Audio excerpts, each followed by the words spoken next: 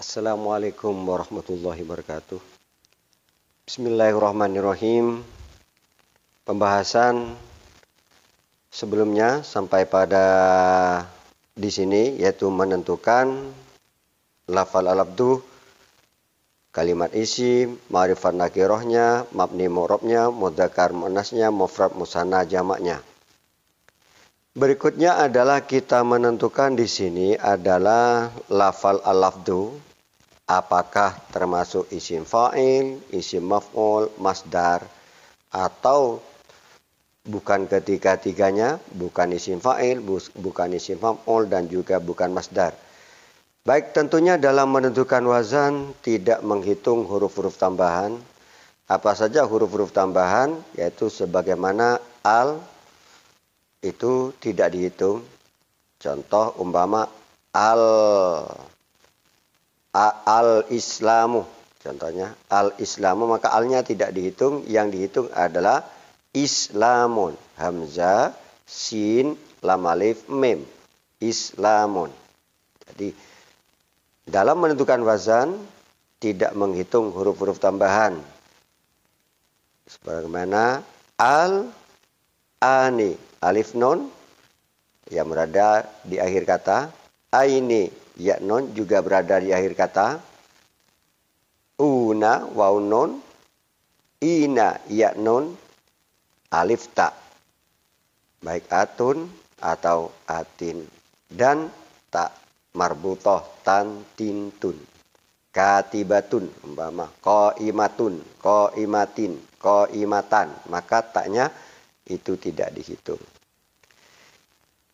Lalu setelah tidak menghitung huruf-huruf tambahan tersebut, maka dicocokkan dengan rumus-rumus wazan isim fa'il, isim maf'ul, masdar. Cocokkah atau tidak? Seperti wazan isim fa'il itu fa'ilun, fa'ilun, muf'ilun, mufa'ilun, mufa'ilun, dan selanjutnya.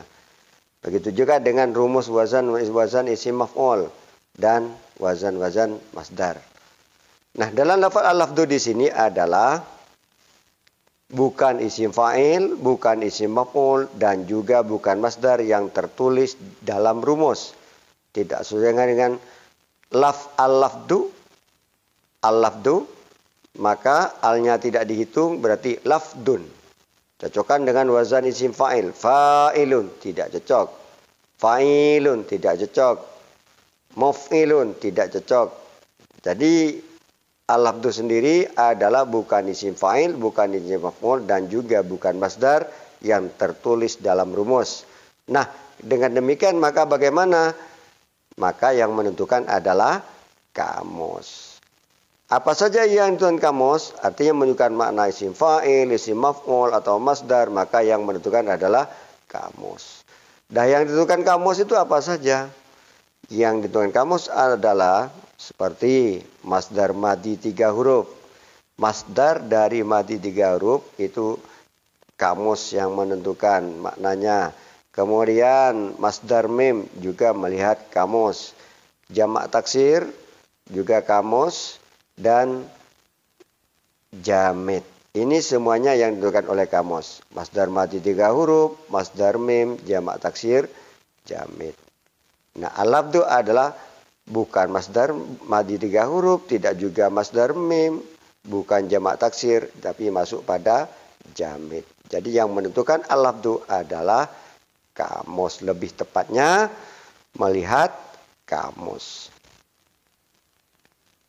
Dilanjutkan pada pembahasan berikutnya, al-kalamu, adapun yang dinamakan kalam, huwa itu, adapun kalam, al-lafdu itu lafad. Jadi al-lafdu itu lafad.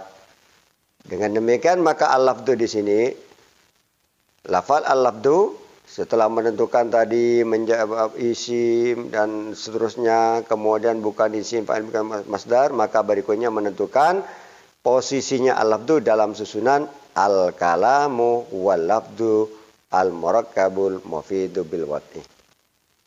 Lafal al-lafdu di sini adalah posisinya menjadi khobar. Kenapa? Karena setelah mubtada dan pantas bermakna itu atau adalah. Apabila setelah mubtada tidak pantas bermakna itu, maka bukan khobar, melainkan menjadi pelengkap. Al-lafdu di sini pantas bermakna itu atau adalah. Dengan demikian, maka kita tahu bahwa khobar adalah bagian yang menyempurnakan faedah. Khobar merupakan bagian yang menyempurnakan faedah. Al-kalamu adapun kalam, huwa itu adapun kalam, al-lafdu itu lafal. Jadi kalam itu adalah lafad. Murakab, mufid, bilwatni dengan berbahasa Arab. Wal khabarul juz'ul mutimmul fa'idah kallahu barrun wal ayati syahidah wa mufradan ya'ti wa ya'ti jumlah hawiyata ma'na alladhi sikatlah. Khabar bagian penyempurna faedah, macamnya khabar mufrad dan khabar jumlah. Al-lafdu di sini menjadi khabar. Sudah kita ketahui sebelumnya bahwa khabar ada dua macam, ada khabar mufrad, ada khabar ghairu mufrad. Yang khabar mufrad ada yang mustaq, ada yang jamid. Yang masing-masing itu ada yang mudhaf, ada pula yang bukan susunan mudhaf dan mudhaf ilaih. Yaitu bukan khabarnya berupa ghairu mudhaf. Ada khabar yang ghairu mufrad. Ghairu mufrad ada dua, ada yang berupa jumlah, ada yang berupa syibeh jumlah. Masing-masing juga ada dua, yang jumlah ada jumlah ismiyah, ada jumlah fi'liyah. Di mana jumlah ismiyah apabila jumlahnya berupa mubtada dan khabar, dan jumlah fi'liyah apabila khabarnya mengandung fi'il dan fa'il atau terdiri dari fi'il dan fa'il. Sedangkan syibeh jumlah adalah khabar yang terdiri dari jar dan majrurnya, dhorob dan madrubnya. Itu adalah syibeh jumlah. Nah, tentunya di sini al-lafdu sudah kita ketahui sebelumnya bahwa al-lafdu ini adalah jamid. Maka dengan demikian al-lafdu ini adalah khabarnya adalah khabar mufrad, mufradnya adalah mufrad jamid. Yang mana mudhaf apa ghairu mudhaf? Adalah yang ghairu mudhaf.